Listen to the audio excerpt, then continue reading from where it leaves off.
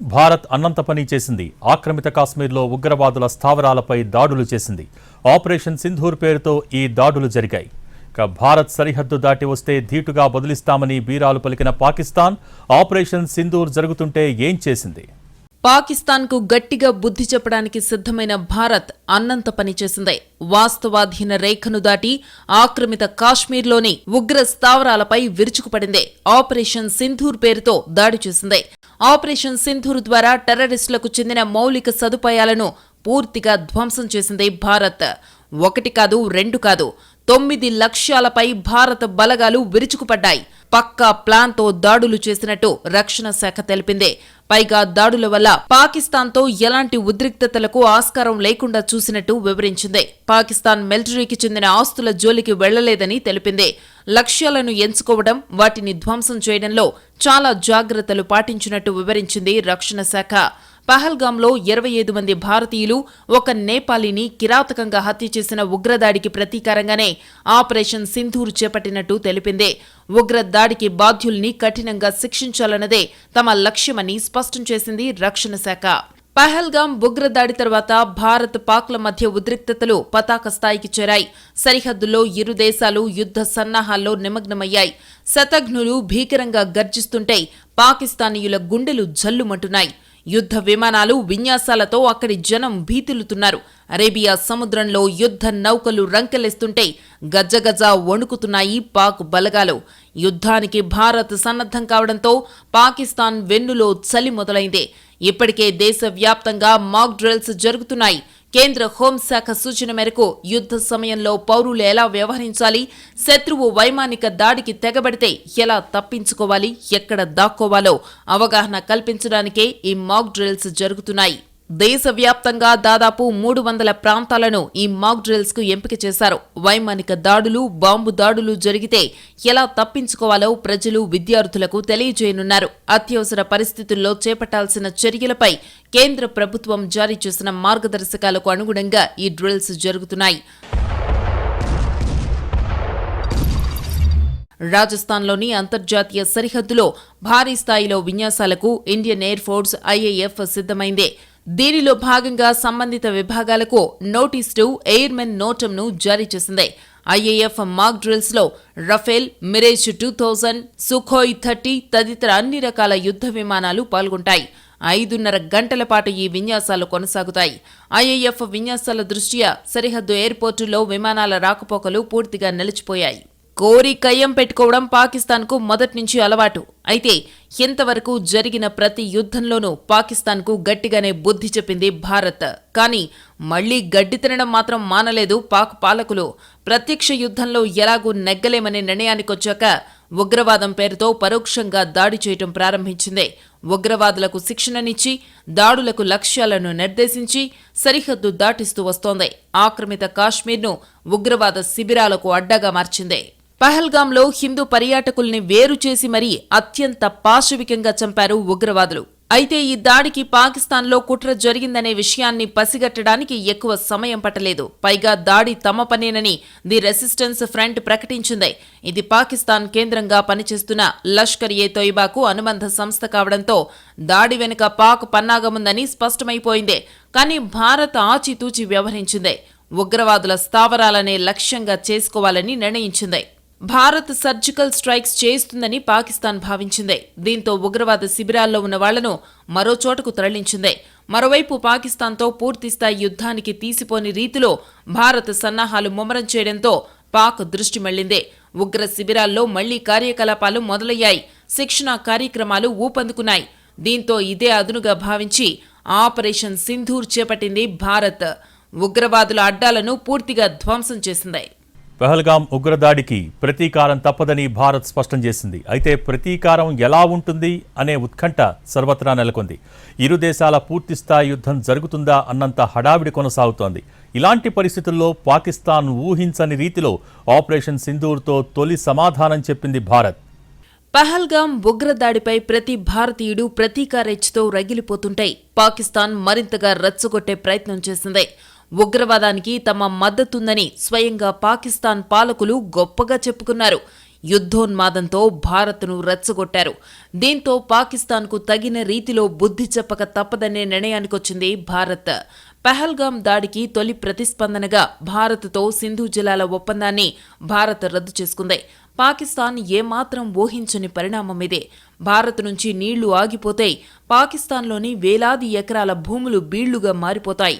దీంతో కుడితిలో పడ్డ ఎలుకలా మారింది పాకిస్తాన్ పరిస్థితి.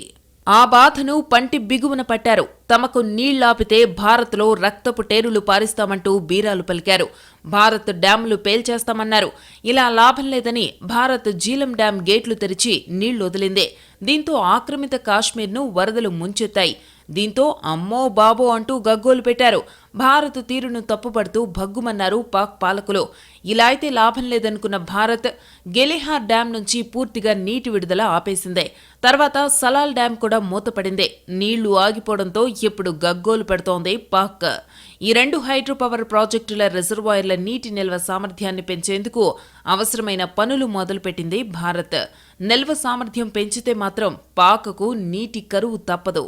దశాబ్దం క్రితం వరకు పాకిస్తాన్కు అమెరికా నుంచి అత్యాధునిక ఆయుధాలు అందుతూ వచ్చాయి.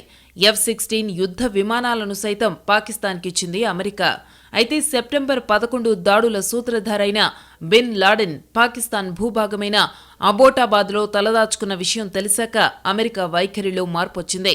ప్రత్యేక ఆపరేషన్ ద్వారా లాడెన్ను మట్టుబెట్టిన అమెరికా తర్వాత పాకిస్తాన్కు అందించే సాయాన్ని తగ్గించింది. పాకిస్తాన్ ఎంతగా రెచ్చిపోతున్నా భారత్ మాత్రం సంయమనం పాటిస్తూ వస్తోంది. గతంలో కార్గిల్లోకి పాక్ చొరబడినప్పుడు పరిమిత యుద్ధాన్ని చేసింది భారత్. ఉగ్ర స్థావరాలను ధ్వంసం చేయడానికి ఆక్రమిత కాశ్మీర్లో సర్జికల్ స్ట్రైక్స్ చేసింది. బాలాకోట్లో వైమానిక దాడులు చేసింది. పహల్గాంలో ఉగ్ర దాడిలో 2 పాక్ జాతీయులు పాల్గొన్న విషయాన్ని గంటల వ్యవధిలోనే భారత్ బయటపెట్టింది. పైగా వాళ్లలో ఒకరు పాకిస్తాన్ పారా కమాండో అని నిర్ధారణైంది. అంటే సుశిక్షితులైన తమ సైనికులతోనే పాకిస్తాన్ దాడులు చేయించిందన్నది స్పష్టమవుతోంది. పహల్గాంలో సాధారణ పౌరుల్ని ఉగ్రవాదులు చంపితే వాళ్లేదో ఘనత సాధించినట్టు పాకిస్తాన్ పాలకులు మాట్లాడారు. భారత్ ప్రతీకార దాడులు చేస్తుందనే భయంతో భారీ స్థాయిలో యుద్ధ సన్నాహకాలు చేసింది. ఒక రకంగా భారత్తో కయ్యానికి కాలు దువ్వుతోంది. తీరా భారత్ దాడి చేయటం ఖాయమని స్పష్టమయ్యేసరికి మాపై దాడి చేస్తే అణ్వాస్త్రాలను ప్రయోగిస్తామంటూ పాకిస్తాన్ బ్లాక్ మెయిలింగ్కు దిగింది. దయాది బెదిరింపుల్ని భారత్ లెక్క చేయలేదు, కనీసం పట్టించుకోలేదు. శత్రువుకు తగిన రీతిలో బుద్ధి చెప్పడమే లక్ష్యంగా సమర సన్నాహాల్లో నిమగ్నమైంది. దీంతో పాకిస్తాన్ పాలకుల గుండెల్లో గుబులు రేగింది. సరిహద్దులోని బలగాల కాళ్లలో వణుకు మొదలైంది. అరేబియా సముద్రంలో కరాచీ తీరానికి భారత్ యుద్ధ నౌకలు వెళ్లాయి. తమ సత్తా ఏమిటో చూపించడానికి విన్యాసాలు చేశాయి. దీంతో తమ తీరాలపై భారత్ దాడి చేస్తుందని భావించింది పాకిస్తాన్. వెంటనే టర్కీ సాయం కోరింది. దీంతో సబ్మెరైన్ల కదలికల్ని సైతం పసిగట్టి ధ్వంసం చేయగల యుద్ధ నౌకను సాయంగా పంపింది టర్కీ. ప్రస్తుతం కరాచీ తీరంలో టర్కీ యుద్ధ నౌక గస్తీ నిర్వహిస్తోంది. రాజస్థాన్లో భారత్ పాక్ సరిహద్దుకు అతి సమీపంలో ఇండియన్ ఎయిర్ ఫోర్స్ విన్యాసాలు చేస్తోంది. ఈ 2 స్క్వాడ్రన్ల రఫేల్ యుద్ధ విమానాలతో పాటు సుఖోయ్ ఫైటర్ జెట్లు, హెలికాప్టర్లతో ఈ విన్యాసాలు కొనసాగుతున్నాయి. తాజాగా ఈ విన్యాసాలను మరింత విస్తృతంగా నిర్వహించబోతోంది ఐఏఎఫ్. మరోవైపు అంతర్జాతీయ సరిహద్దు పొడవునా కీలక ఆయుధాలను మోహరించింది భారత్. దీంతో ఏ క్షణంలోనైనా భారత్ తమపై దాడి చేస్తుందనే భయాలు పాకిస్తాన్ను వెంటాడుతున్నాయి. భారత్ యుద్ధ సన్నాహాలతో ఆందోళన చెందుతున్న పాకిస్తాన్ దాడుల భయంతో అంతర్జాతీయ సమాజం నుంచి సహాయం కోరింది. భారత్ యుద్ధం ప్రకటించకుండా ఆపాలని వేడుకుంది. కానీ ప్రతి చోట పాక్కు చుక్కెదురైంది. కొన్ని దేశాలు ఏకంగా చేదరించుకున్నాయి. ఐక్యరాజ్య సమితి భద్రతా సమితిలో భారత్తో ఉద్రిక్తతల గురించి పాక్ ప్రస్తావించినప్పుడు కూడా ఓదార్పు కంటే చీత్కారమే చవి చూడాల్సి వచ్చింది. పాకిస్తాన్ వాదనలను తోసిపుచ్చాయి సభ్యదేశాలు. జమ్మూ కాశ్మీర్లో దశాబ్దాలుగా ఉగ్రవాదాన్ని ఎగదోస్తోంది మీరు కదా అంటూ నిలదీశాయి కొన్ని దేశాలు. మొత్తానికి పహల్గాం దాడి తర్వాత పరిణామాల విషయంలో పాకిస్తాన్ ఆశించింది ఒకటైతే మరొకటి ఎదురవుతోంది. భారత్ పాకిస్తాన్ మధ్య యుద్ధం జరగబోతోందా? ఇప్పుడు అందరినీ వేధిస్తున్న ప్రశ్న ఇదే. సరిహద్దుల్లో ఇరుపక్షాల బలగాల మోహరింపుతో ఏం జరగబోతోంది అనే సందేహాలకు తావిస్తోంది. ఇంతకీ భారత్ సత్తా ఏంటి? పాకిస్తాన్ బలం ఎంత? పహల్గాం ఉగ్రదాడితో భారత్ పాక్ల మధ్య ఉద్రిక్తతలకు తెరలేచింది. ఉగ్రదాడి బాధ్యులకు ఈసారి చావు దెబ్బ తప్పదని భారత్ స్పష్టం చేసింది. సమరానికి సైన్యాన్ని సిద్ధం చేసింది. అటు పాకిస్తాన్ కూడా యుద్ధ సన్నాహాల్లో నిమగ్నమైంది. కానీ పరిస్థితి చూస్తుంటే జరగబోతోంది వన్ సైడ్ వార్ అని అర్థమవుతోంది. ఇప్పటికే దౌత్య యుద్ధంలో పాకిస్తాన్పై భారత్ ఆధిపత్యం ప్రదర్శించింది. అంతర్జాతీయంగా పాకిస్తాన్ను ఒంటరిని చేయడంలో భారత్ సక్సెస్ అయింది. మరి ప్రత్యక్ష యుద్ధం అంటూ జరిగితే ఎవరి బలం ఎంత అన్న చర్చ జరుగుతోంది. ఇరు దేశాల సైనిక బలగాలు, ఆయుధ సంపత్తి లెక్కలు కీలకంగా మారాయి. ప్రపంచవ్యాప్తంగా సైనిక బలాలను అంచనా వేసే గ్లోబల్ ఫైర్ పవర్ లెక్కల ప్రకారం భారత్ వద్ద దాదాపు 15 లక్షల మంది సైనికులున్నారు. ప్రపంచంలోని ఇది 2వ అతిపెద్ద సైన్యం. పాకిస్తాన్ వద్ద మనలో సగం మంది సైనికులు కూడా లేరు. భారత్కు 4,500 యుద్ధ ట్యాంకులున్నాయి. 538 యుద్ధ విమానాలున్నాయి. ఇక అత్యాధునిక ఆయుధాలు, భారీ క్షిపణి వ్యవస్థలు ఉన్నాయి. భారత్ వద్ద 15 లక్షల మంది పదాతి దళాలున్నారు. మరో 10 లక్షలు రిజర్వులో ఉన్నాయి. 25 లక్షలకు పైగా పారామిలిటరీ దళాలున్నాయి. ఇక భారత సైన్యం వద్ద అధునాతన యుద్ధ సామాగ్రి ఉంది. అర్జున్ ట్యాంకు, రష్యాతో కలిసి అభివృద్ధి చేసిన T-90 భీమ్ ట్యాంకులు యుద్ధంలో కీలక పాత్ర పోషిస్తాయి. భారత్ వద్ద గల హోవిట్జర్లతో పాటు ఆధునిక ఫీల్డ్ గన్స్ యుద్ధంలో కీలక భూమిక పోషించనున్నాయి. ఫ్రంట్ లైన్లో పదాతి దళాలను నిలువరించడంలో ఇవి కీలక భూమిక పోషిస్తాయి. ప్రత్యర్థుల పోస్టులు, ఆయుధ వ్యవస్థలను ధ్వంసం చేస్తాయి. ఇవి మన దగ్గర పెద్ద మొత్తంలో ఫిరంగిగుళ్లు ఉన్నాయి. పాకిస్తాన్ వద్ద నిల్వలు కేవలం 4 రోజులకే సరిపోతాయి. పినాకా మల్టీ బ్యారెల్ రాకెట్ లాంచర్లను ఇప్పటికే సరిహద్దులో మోహరించింది. Pinaka multi barrel rocket launcher MBRL యుద్ధంలో కీలక పాత్ర పోషించనుంది. పూర్తి స్వదేశీ పరిజ్ఞానంతో DRDO అభివృద్ధి చేసిన పినాకా కేవలం 44 సెకండ్లలో 72 రాకెట్లను ప్రయోగించగలదు. 60 కిలోమీటర్ల దూరంలో ఉన్న లక్ష్యాలను ఇది ఛేదించగలదు. ఒక రాకెట్ 7 టన్నుల పేలుడు పదార్థాలను తీసుకెళ్తుంది. భారత్ వద్ద బ్రహ్మోస్ క్రూయిజ్ క్షిపణులు, ధ్వని వేగాన్ని మించి ప్రయాణించే బ్రహ్మోస్ క్షిపణి అణ్వాయుధాలను సైతం మోసుకెళ్లగలదు. ఒక రకంగా ఇది శత్రువుల పాలిట సింహస్వప్నం. ఫైటర్ జెట్స్ విషయానికొస్తే పాకిస్తాన్కు రెట్టింపు సంఖ్యలో మన దగ్గరున్నాయి. భారత్ వద్ద 2 విమాన వాహన యుద్ధ నౌకలున్నాయి. అందులో ఒకటి విక్రాంత్ కాగా మరొకటి విక్రమాదిత్య. ప్రస్తుతం విక్రాంత్ను అరేబియా సముద్రంలో మోహరించింది భారత్. ఇక పాకిస్తాన్ దగ్గర 8 సబ్మెరైన్లుంటే భారత్ దగ్గర 18 ఉన్నట్టు తెలుస్తోంది. పాకిస్తాన్ కంటే భారత్ వద్ద 3 అధికంగా యుద్ధ నౌకలున్నాయి. 2 దేశాలకు శక్తివంతమైన సైన్యాలు ఉన్నప్పటికీ భారత సైన్యం త్రివిధ దళాలు వ్యూహాత్మకంగా బలమైనవి. పూర్తి సన్నద్ధతతో ఉన్న మన సైన్యమే మన అతిపెద్ద సామర్థ్యం. పాకిస్తాన్ పరిస్థితి ప్రస్తుతం అత్యంత దారుణంగా ఉంది. పీకల్లోతు ఆర్థిక సంక్షోభంలో ఉంది.